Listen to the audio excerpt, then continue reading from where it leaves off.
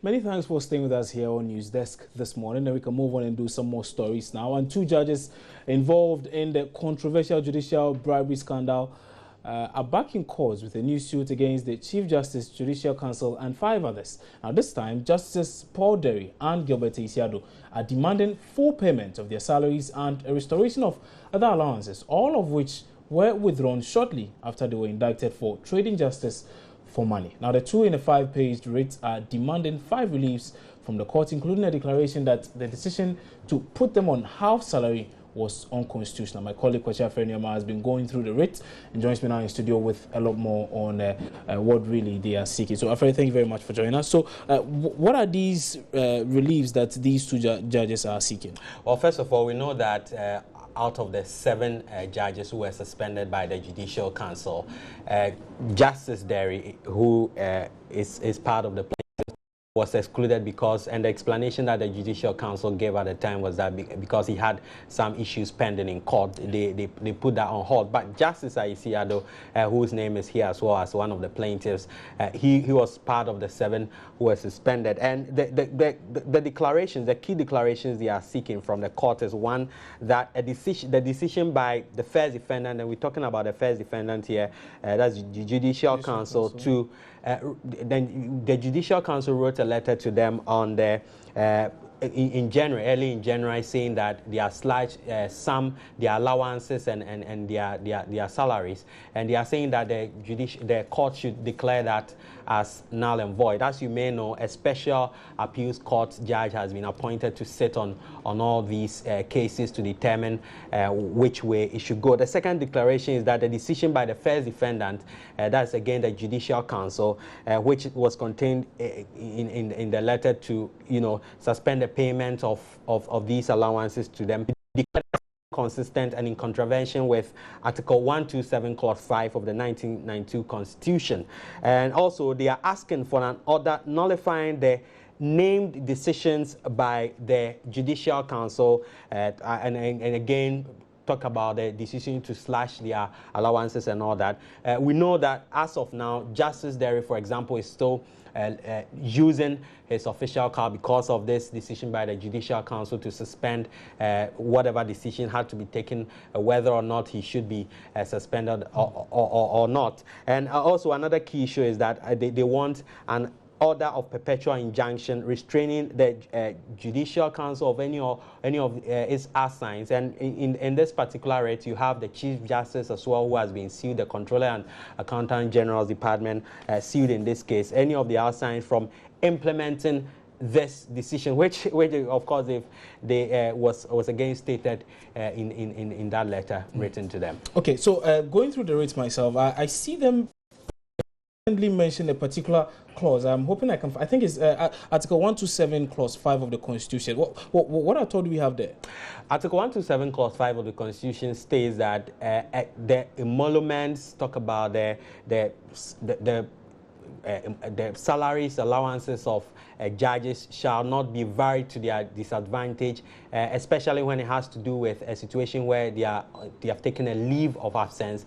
And they are quoting this particular article, which you mentioned. They cited in a number of the key points that they made in terms of their relief, saying that the Judicial Council is breaching that dictates of the Constitution. And so per that aspect, as I mentioned, you cannot vary a judge's gratuities, which is cited in the Consolidated Fund, to their disadvantage when they have taken a leave of absence. Well, whether this constitutes a leave of absence or not is also another matter, because as I mentioned, Justice Isiado himself was mentioned part of the 7 judges who were suspended by the Judicial Council. Justice Derry, his case is yet to be determined. So he continues to enjoy some of the benefits. He's living in his official residence, for example. So this is a key issue that the appeals court, special appeals court that has been convened, will have to determine whether or not this constitutes a leave of absence. Interesting. We'll see how this one goes. But many thanks for your time, Akwatia. And Akwatia is with our political desk, and he is also very key when it comes to court matters right here at Joy News. And he brought us a lot more on that particular raid by those 2 judges who were implicated in that judiciary scandal. Away from that, and let's talk politics. And thousands of registered members of the governing National Democratic Congress are electing a parliamentary candidate in what is expected to be a keenly contested primary in the Akwatia constituency. Now, incumbent Member of Parliament Baba Jamal is facing stiff competition from businessman Basil Ahiable in the primary.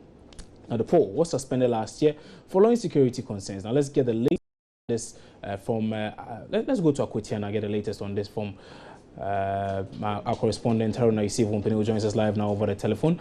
Haruna, good morning. Thanks for joining us. Now, we are told of some violence in Akwatia. How true is this, and to what extent? Yeah, it's true. What happened today, I visited some 2 polling centers where I have witnessed some pulling of knife by one party agent who is a sympathizer of Ahiabe, that the opposition to Baba Jamal. He pulled up knife there, actually wanted to stab one Nana Yao Daku. But he didn't succeed because Haruna, hold on briefly. Are you saying that a representative of one of the candidates pulled out a knife threatening to stab another? Yes. An agent of, the party agents are not 2, they are 4 in number. So that when 2 are there, the others will come and replace later on. So this thing happens at Akwatia Lorry Park polling station, where one agent of Ahiabe just pulled a knife and wanted to stab somebody, and he did not succeed, and then the people came and held him and collected the knife. But one interesting aspect of it is I was expecting the police at that particular instance to do the arrest right away, but they didn't say anything. They were standing. It's only the people who took the knife away from him. And then somebody came and took him into the car and drove away. But one would have expected that the police would have arrested such a person, because in an election like this, especially at Akwatia, being that particular police station, being a flashpoint that people are talking about, one would have expected the police to do a due diligence in arresting that particular person, but they did not do that. And the guy actually moved freely. And at a police station at Yoruba Mosque, for instance, earlier on in the morning, there was an indelible ink that actually brought some confusion. So voting has to stop for some hours. The Electoral Commission presiding officer there actually said he was sending somebody to Kabik to bring the ink, a new ink, so that they will replace it with this one, because this one has expired. When you dip your hand inside, for instance, and remove your hand for 1 hour, you see that the ink will not reflect on your arm. You will not see anything. It means that you can vote and go and come back and vote. So in view of that, the returning officer at that polling station, no, they will not accept that they have to go for a new indelible ink, so that they will bring. But after I speak to you, for instance, voting has started there. They brought a new indelible ink, and voting has started there. Well, Haruna Yusuf, many thanks for that update. But so across board, has this in any way affected the elections that are ongoing currently? The election is ongoing. As I speak to you, the number of polling stations I visited, they are voting. People are in the queue voting. And there were only one misunderstanding in that somebody came to vote, and then one of the youth, in fact, the person is an NPP, they will not allow him to vote. So they were having that argument, and what have you, finally the person had to move.